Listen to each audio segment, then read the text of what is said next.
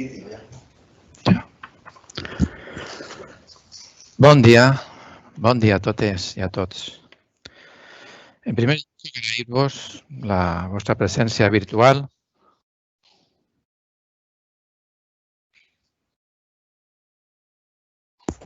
Torno a repetir, per si de cas.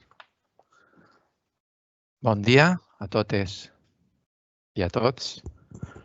En primer lloc, agrair-vos la vostra presència virtual i l'esforç realitzat no sols avui per assistir a aquest esdeveniment, sinó també l'esforç realitzat en aquests últims mesos tan atípics que hem tingut. També vull agrair a tots els meus companys i companyes que han fet possible que pugueu escoltar-me ara. La veritat és que estic me sento un poc estrany, em resulta un poquet estrany parlar-vos sense veure-vos. Per aquest motiu, penso que és millor que tampoc em vegeu a mi. Així estem en igualtat de condicions. Encara que tinc la sospita que en més d'una ocasió m'he dirigit presencialment a vosaltres. Per això anem a deixar-ho així. Aquest nou escenari en el que ens trobem a causa de la crisi sanitària provocada per la Covid-19 ha permès que la Generalitat Valenciana hagi avançat en la utilització de noves plataformes tecnològiques de videoconferència i de teletreball. Des de la Secretaria Autonòmica d'Educació i Formació Professional i des de la Direcció General de Tecnologies de la Informació i Comunicació, per abreviar diré DGTIC, es considera adequat utilitzar aquest nou model de comunicació i, per què no, d'informació i formació amb els centres educatius via streaming. Avui presentarem el mòdul d'Itaca 3 corresponent a la gestió d'ajudes de menjador i transport. Quan finalitzi aquesta introducció, donaré pas a la meva companya que compartirà la seva pantalla de l'ordinador i podreu veure tots vosaltres el procés complet pas a pas i veient les diferents pantalles i els diferents estats per els que va passar les diferents ajudes. Recentment sabeu que s'ha publicat la convocatòria per al proper curs escolar. Doncs bé, la DGTIC ha desenvolupat completament de nou en Itaca 3 tant el mòdul de gestió de sol·licituds i confirmació d'esborranys per als centres educatius com el mòdul de gestió per a les territorials i els serveis centrals. Per fer un avanç i un breu resum, podem dir que el mòdul permetrà una gestió unificada i compartida entre tots els actors que intervenen en el procediment, disposant d'un entorn més amigable per a l'usuari i adaptat a les pautes d'accessibilitat per al contingut web. Disposarà d'informació sobre l'estat d'una sol·licitud o d'un esborrany, informació de la resolució, llistats provisionals i el detall de la baremació de cada sol·licitud. Tindrà la possibilitat també d'adjuntar documentació per al·legacions, sol·licituds noves i un llarg etcètera que no vull revelar ni endinsar-me dins en matèria que serà tractada a continuació per la meva companya. Però sí que vull comentar-vos al respecte que el que veureu a continuació ha sigut el resultat d'un gran esforç realitzat per un equip de grans professionals amb l'únic objectiu de millorar i facilitar les tasques als usuaris. Sempre hem redactat manuals d'ús, guies ràpides, tutorials, a vegades a correpressa, perquè sempre anem en el temps justet per a fer les coses. En alguna ocasió, fins i tot, hem arribat a fer alguna sessió formativa presencial, d'ahir que pot ser que me sone la vostra cara. Però el tradicional no està renyit en les novetats. Creiem que podem afegir aquest tipus de comunicació que estem tenint ara mateix, no sols per a presentacions de nous mòduls, sinó també per a futurs esdeveniments puntuals que afecten a tots els centres o inclús esdeveniments personalitzats que afecten a determinats ensenyaments. És a dir, que algo que afecte a infantil o primer cicle infantil o a secundària, es poden convocar reunions d'aquest tipus que estem tenint ara. Vaig a ficar-vos dos exemples, per no estendre massa. Que vos pareixerà, per exemple, tindre al començament del curs una reunió d'aquest tipus per a recordar les qüestions fonamentals o les qüestions que no hi ha que oblidar per a que després a la pitxa isca tot com deu d'eixir, per exemple. O el famós tancament de l'any comptable que tots els anys és un mal de cap per als secretaris. Tots aquests temes importants poden ser tractats mitjançant aquest mitjà de comunicació. En fi, no vull allargar-me massa i des d'ací vos emplace per a futurs events, així que sense més preàmbuls done pas a la meva companya en l'explicació del mòdul complet. Moltes gràcies per la vostra atenció.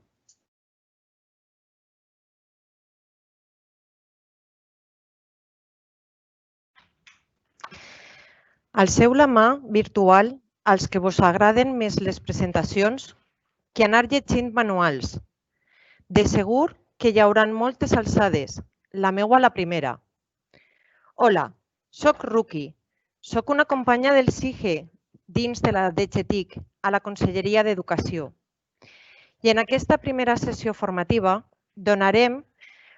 farem una demostració per a veure què podem fer amb els esborranys i les sol·licituds d'ajudes de menjador i de transport des de la nova Ítaca 3. Comencem? El primer que veurem en la demostració seran les accions comunes a totes les pestanyes d'Ítaca 3. A continuació, veurem el realment important d'aquesta sessió, què podem fer amb els esborranys i amb les sol·licituds d'ajudes. Finalment, ens assegurarem que totes les sol·licituds del nostre centre puguen ser baremades correctament. Abans de començar, vull comentar que la sessió va ser gravada i que per temes de protecció de dades personals hem falsejat totes les dades, tant els noms com els documents que apareixeran en les demostracions, de manera que no es puga identificar a cap persona física real. I també m'agradaria demanar perdó de tots els errors que puguen cometre en aquesta primera sessió formativa.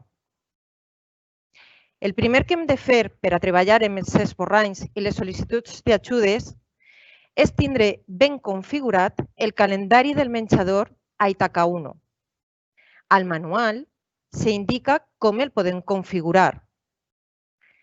Després ens connectarem a Ítaca 3 a través d'aquesta URL. I també s'indica aquesta URL en els manuals disponibles a la pàgina web de Conselleria. Una vegada connectats amb el nostre usuari i contrasenya d'Ítaca, es recomana canviar al curs acadèmic 2020. Clic. I clic.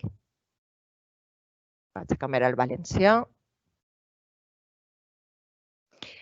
Trobem els esborranys des de procediments, beques i ajudes, esborranys, tramitació.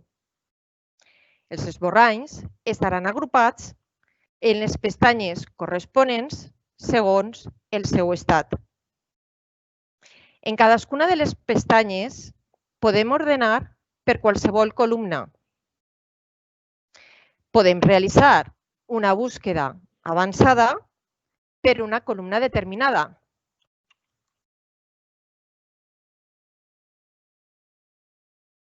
O podem fer una búsqueda per qualsevol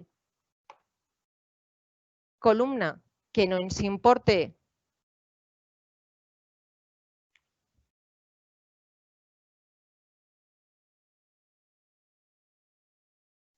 com a centres, els esborranys podrem regenerar-los, revisar-los, imprimir-los, confirmar, modificar o recuperar d'un altre centre.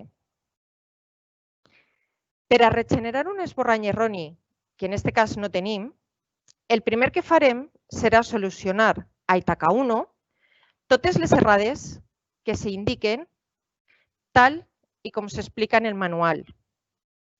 Una vegada estiguen solucionats, sobre l'esborrany erroni, faríem clic en el botonet dret i agafaríem l'opció de repetir precarregar. Se recorda que aquesta acció no és immediata, ja que s'han de realitzar totes les consultes que actualitzaran les dades de l'esborrany. Durant aquest procés, l'esborrany passarà per tots els estats possibles, mentre es fan les consultes als organismes corresponents, mitjançant la Plataforma Autonòmica d'Interoperabilitat. Si no hi ha més errades, l'esborrany arribarà a l'estat generat.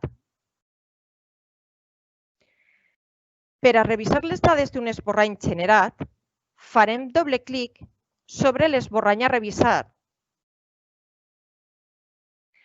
Aquesta és una finestra informativa on podem revisar les dades bàsiques de l'esborrany, dades del centre, de la persona sol·licitant, de la segona si hi ha, de l'alumnat i de les circumstàncies sociofamiliars.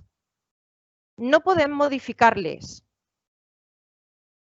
En aquelles condicions en les quals apareix la paraula detalls, podem veure quines han sigut les consultes realitzades i sobre quines persones s'ha fet aquesta consulta. Així, per exemple, tenim que on diu precàrrega ens indicarà si a la sol·licitud del curs anterior aquesta condició estava marcada o no. Interoperabilitat serà el resultat de la consulta d'ofici realitzada per aquests sol·licitants.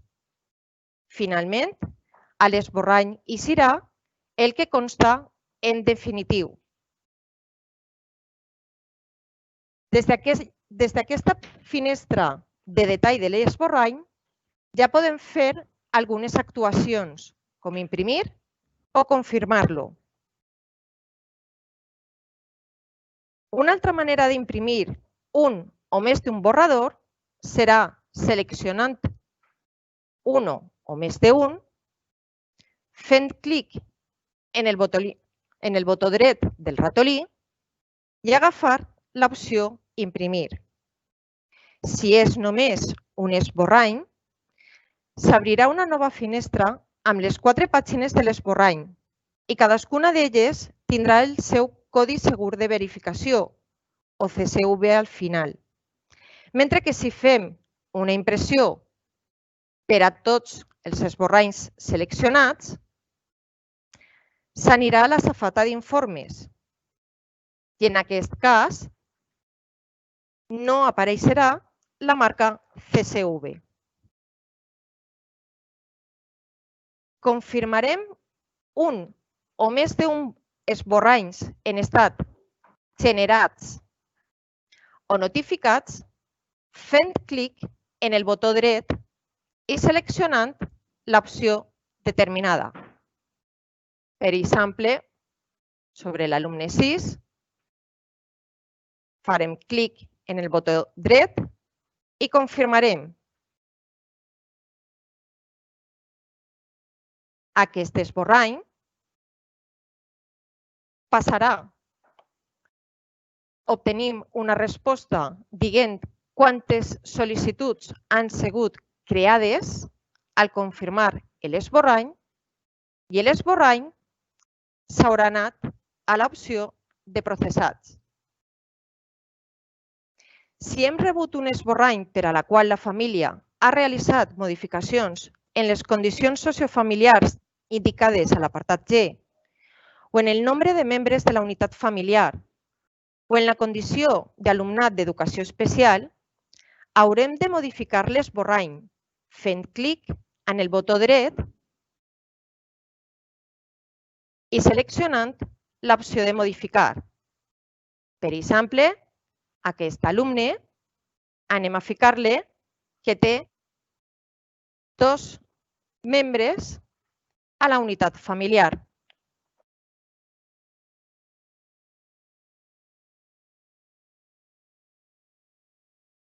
Si ens apareixen alertes, podem revisar-les. En aquest cas, després parlarem de què és el que hem de fer amb aquesta sol·licitud generada.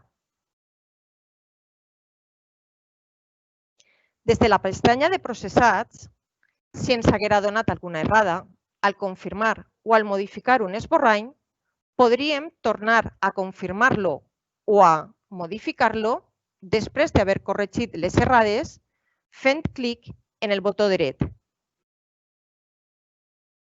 Per a l'alumnat que prové d'un altre centre però que s'ha matriculat en el nostre, podem recuperar el seu esborrany generat des d'un altre centre, sempre que aquest esborrany no hagi sigut confirmat o modificat des del centre origen. Una vegada recuperat l'esborrany, podrem gestionar-lo tal com s'ha comentat. Finalitzat el treball amb els esborranys, vegem ara on estan les sol·licituds que se'ns han creat. Anirem a procediments, beques i ajudes, menjador i es començarem per elles. Les sol·licituds generades al confirmar un esborrany ja apareixeran en estat enviat, la qual cosa el centre no haurà d'actuar sobre elles i estaran pendents de baremar. Són les que menys actuació tenen per part del centre. Les sol·licituds generades al modificar un esborrany apareixeran en l'estat completes i podem modificar-los fent clic en el botó dret i tornar-los a en preparació o completar-les tal com comentarem després. Generarem una nova sol·licitud per a un alumne del nostre centre. Agafarem exactament el tipus de document que conste a la fitxa de l'alumne del seu familiar. Introduirem les dades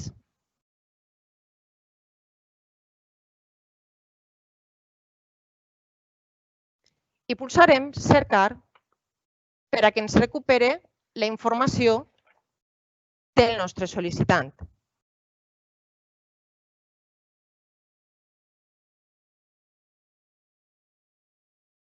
Agafarem les dades de la segona persona sol·licitant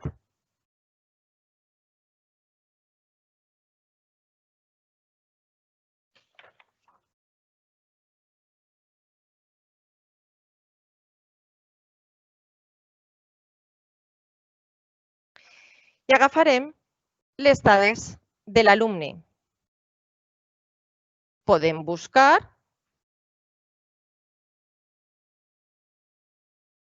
i seleccionar-lo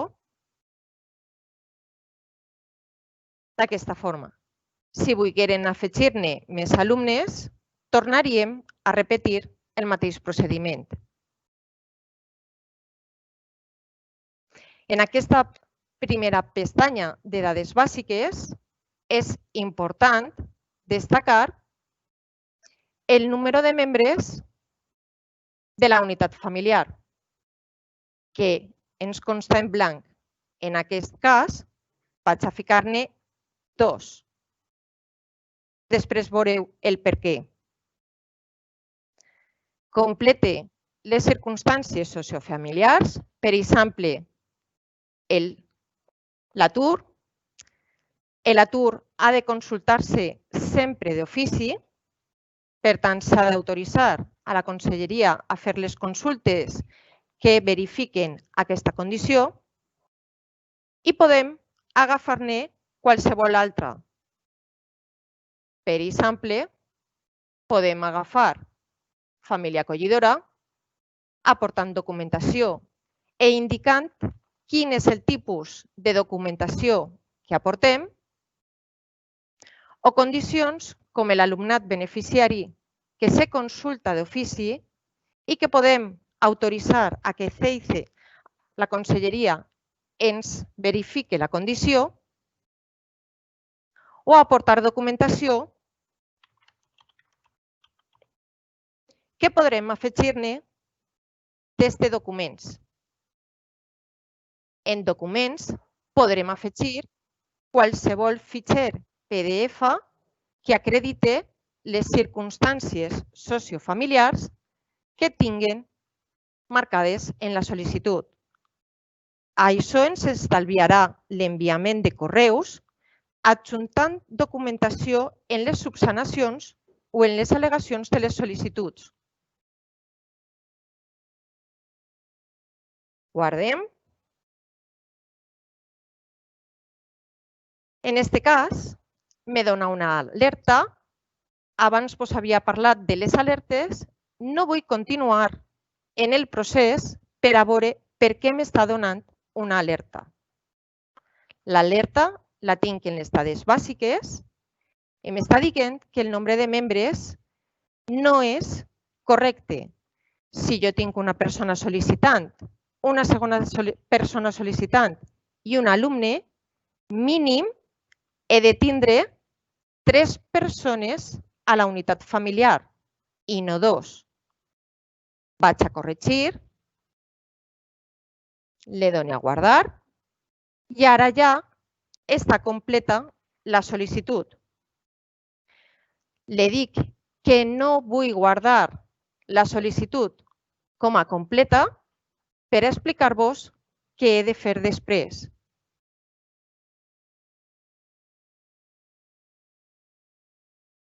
Si ens adonarem per error d'un esborrany confirmat de forma incorrecta per la nostra part, podríem eliminar la sol·licitud generada pulsant el botó dret i donant-li a l'opció eliminar. Una vegada eliminada, podríem generar-li a aquest alumne una nova sol·licitud amb les dades correctes. Hem comentat que les sol·licituds que estiguen en estat en preparació han de ser completades. Per això, farem doble clic sobre elles i després de revisar les dades, si són correctes, donarem a l'opció completar.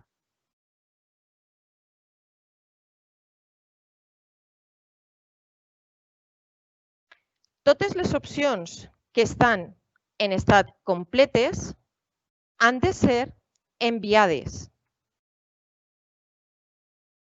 Farem un clic per a seleccionar una a una o totes alhora, pulsarem el botó dret i donarem a l'opció d'enviar.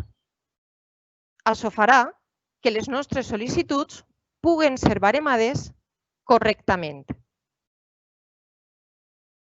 També cal recordar que podem comprovar si l'alumnat matriculat al nostre centre té una altra beca en un centre que no siga el nostre. En aquest cas, ens trobem un alumne matriculat al centre que ja tenia una sol·licitud generada en un altre centre.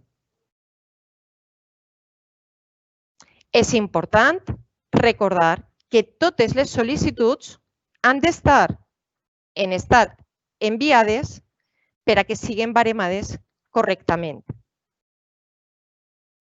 Anem a comprovar què podem fer en les sol·licituds de transport. Anem a procediments, beques i ajudes, transport, sol·licituds. Les sol·licituds generades al confirmar un esborrany passaran a l'estat en preparació. D'aquesta manera, fent doble clic sobre ella, podem revisar totes les dades, inclús canviar el tipus d'ajuda que s'havia demanat. És important indicar que la distància s'ha d'omplir en totes les situacions. Per això, agafarem el botó Normalitzar ICV, que ens agafarà la direcció del cartogràfic que més sembla a la que tenim a la sol·licitud. Si no trobem cap adreça pareguda, donarem al botó No trobada i introduirem nosaltres la distància de forma manual. Després parlaré d'aquesta opció. Vaig a omplir en la ruta i la parada i complete la sol·licitud. Generaré una nova, com sempre des del botó Nova, agafant exactament el tipus de document que tinc a la fitxa de l'alumne, del sol·licitant,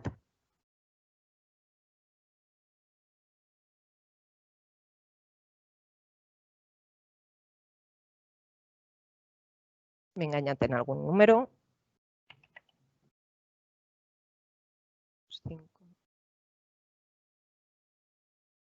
Ara sí. Ja tinc al sol·licitant. Vaig afegir a l'alumne nostre, que el tenia per ací. Una vegada ja tinc a la primera persona sol·licitant i a l'alumnat de la sol·licitud, he de determinar quina és l'adreça que faré servir a la sol·licitud. Per això, carregaré la fitxa del domicili i triaré entre l'alumne i el sol·licitant quina és la que vull fer servir. En aquest cas, per exemple, agafaré la de la mare. En el cas de les noves sol·licituds, pot ser que a la fitxa d'Ítaca de l'alumne tinga una adreça diferent de la que la família ens ha indicat a la sol·licitud. Si vull fer-la constar a títol informatiu, desmarcaré aquesta casella i ompliré les dades que ens consten a la sol·licitud.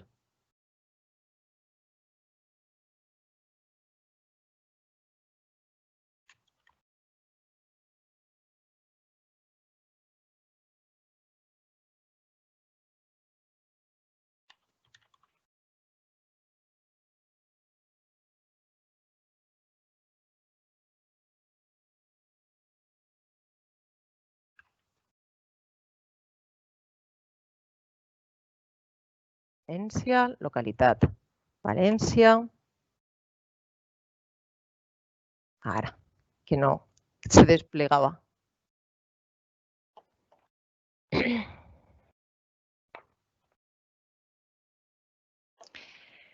És important fer el mateix que havíem fet en les sol·licituds generades al modificar o al confirmar un esborrany, que és sincronitzar en el cartogràfic per establir la distància. Si nosaltres tenim una adreça que siga trobada directament per el cartogràfic, ens apareixerà quina és la distància i no podrem modificar-la.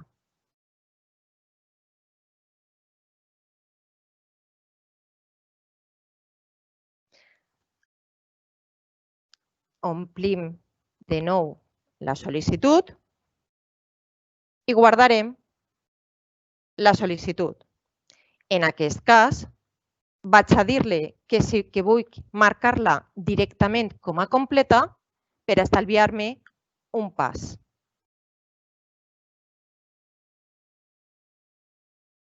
Recordem que a les sol·licituds de transports d'alumnat que no siga matriculat o que no hagi sigut matriculat al nostre centre per no existir oferta educativa en el seu municipi de residència o per a l'alumnat escolaritzat de centres o aules específiques d'educació especial o per a l'alumnat d'educació infantil de segon cicle, educació primària o secundària, cuya distància al seu domicili habitual no siga igual o superior a 3 quilòmetres, haurem de marcar la condició d'autorització especial. I en aquest cas, haurem d'indicar si l'alumne de la sol·licitud té en el centre germans beneficiaris del transport col·lectiu.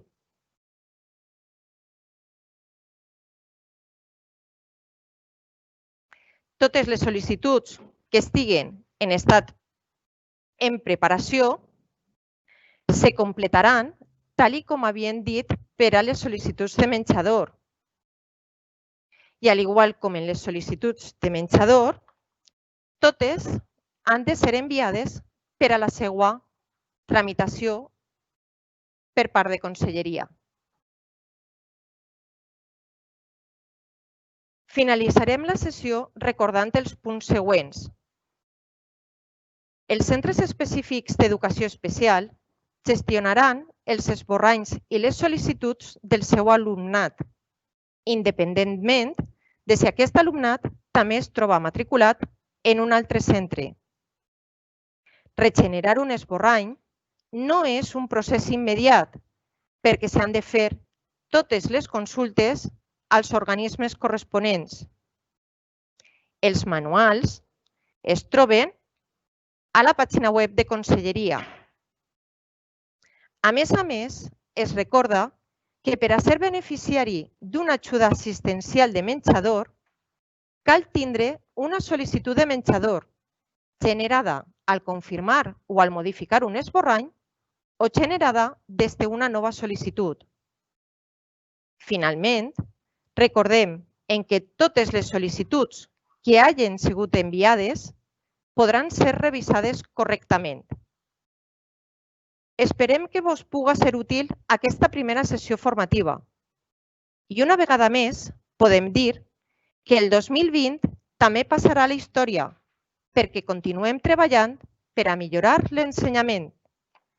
Moltes gràcies a tots per la vostra atenció.